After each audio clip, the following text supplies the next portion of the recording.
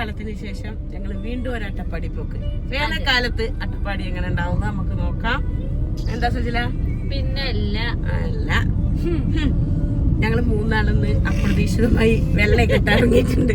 എന്തിനുള്ളതാണാവോ? സമാധാനത്തിന്റെ വെള്ളരിപ്രാവുകളാണെന്നൊക്കെ പറയണു. ഒന്നില്ലെങ്കിൽ പോയി വരുമ്പോ അടിച്ചു പിരിയും. അതിനെ പെറുക്കിയെടുക്കേണ്ടി വരും. എന്തെങ്കിലുമൊക്കെ സംഭവിക്കും. നോക്കാം നമുക്ക്.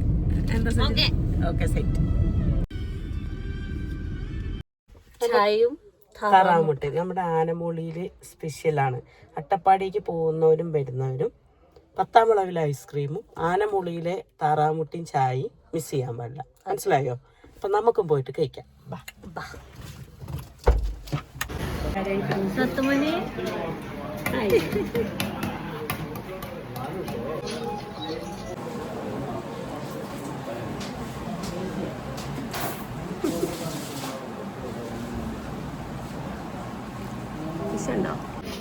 പോയിട്ട് ഇന്ന് തിന്നു.